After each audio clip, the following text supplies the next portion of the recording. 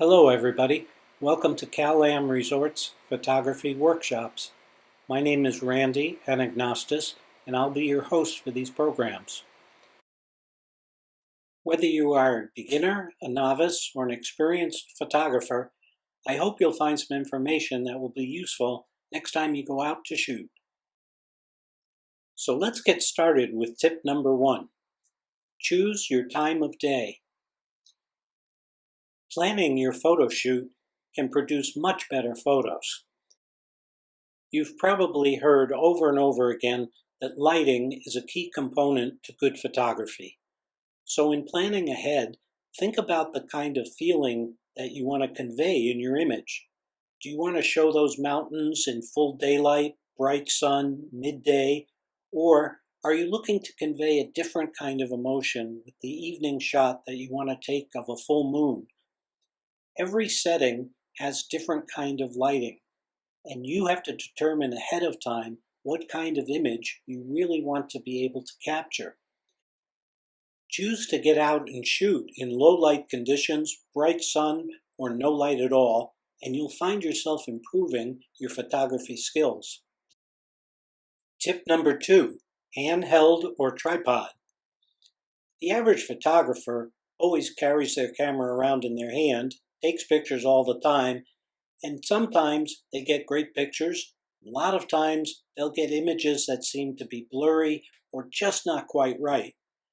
There is an advantage to using a tripod. Again, if you want to improve your skills, pick up an inexpensive tripod or a monopod and compare. Go out and take some pictures, hand hold the camera, see what kind of results you get, then try to take those exact same images using a tripod and see if you get a difference. If you really want to be fancy, you may even want to consider purchasing a remote shutter control device. It will virtually eliminate any camera shake. Tip number 3, ISO settings. What exactly does that mean? ISO actually stands for the International Organization of Standardization. A bit complicated, but you don't need to know that. Really what it means is the camera's sensitivity to light. Here's another challenge for you. Next time you go out to photograph, try changing the ISO settings. Start at 100, go to 400, 800, 1200. Different situations require a different ISO setting. The amount of speed of light coming into your camera. Sports, action, nighttime shots, a way to eliminate blur. You can have fun using the ISO settings just to create new kinds of images. We're ready for tip number 4, camera modes. You'll find on the following images a host of various menu items, as we call them, that allow you to control so many different aspects of your camera. I find that most people shoot in automatic mode. They've never even experimented with some of the other menu items. Several workshops could be dedicated just to explaining the various menu functions that most cameras have. But for today's purpose, let's just focus on shooting in automatic mode.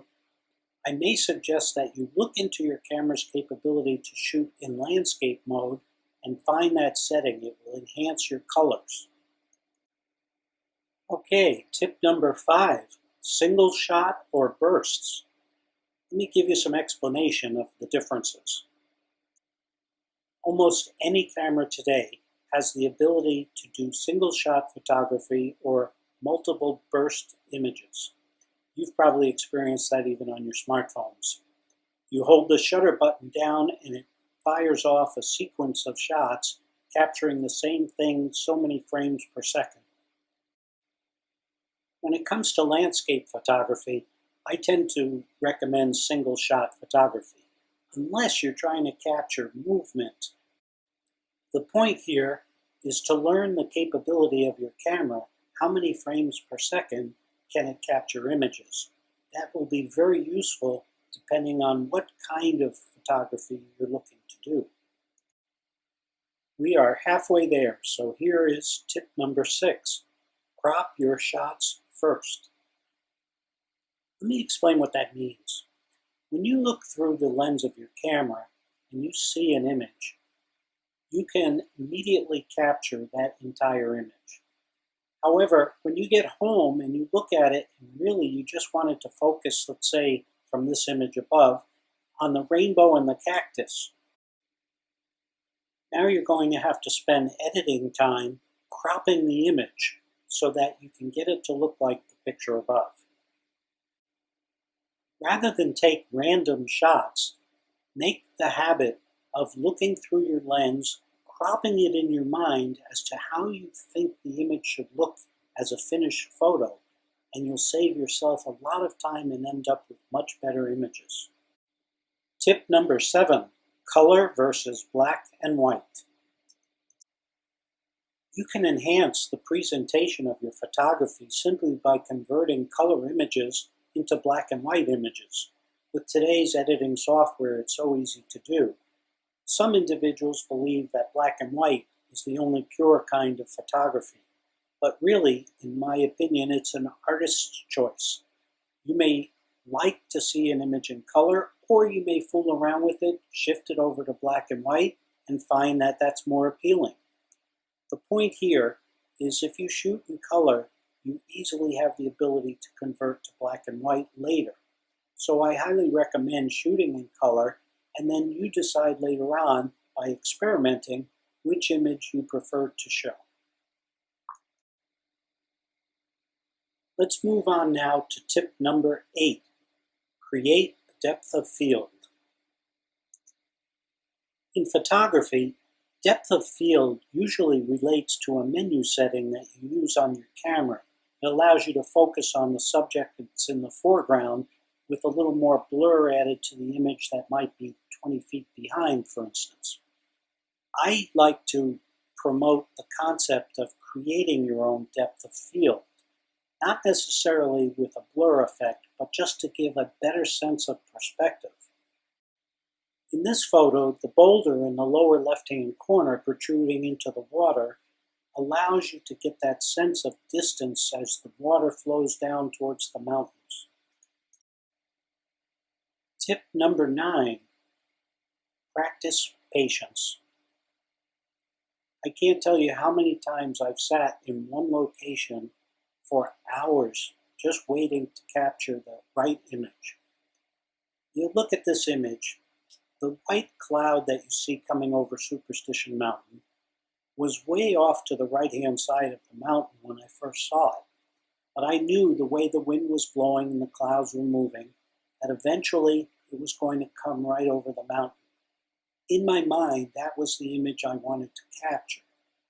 So the point here is you have to have patience to see an image and make it happen. Sometimes that means it can be spontaneous. Other times, you'll wait a long time. Our final tip number 10, documentary versus stylistic. When you go out to photograph next time, think about how you want to present the image to other people. If it's documentary, like this picture above, it's a straight interpretation of something that's right in front of you. If you're looking to be stylistic, then maybe you're going to have to be patient, as we learned in tip number 9, and wait for that particular opportunity that turns a photojournalistic type image into an artistic image.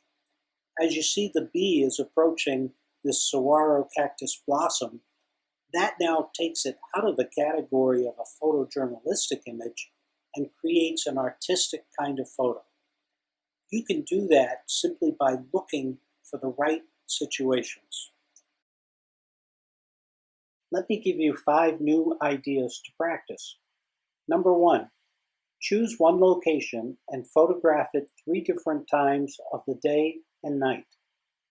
Number 2, find one subject and photograph it from 3 different perspectives. Number 3, create a rule of thirds photo at a favorite location. That means you have something focused on the top 1/3 of your image, something in the middle, and something featured in the lower third. Number 4, Choose one subject and photograph it with flash and without flash. Number 5, choose one subject and photograph it at 3 different ISO settings. Thank you for participating in my workshop. My name is Randy Anagnostis, and I hope you will join me again in the future.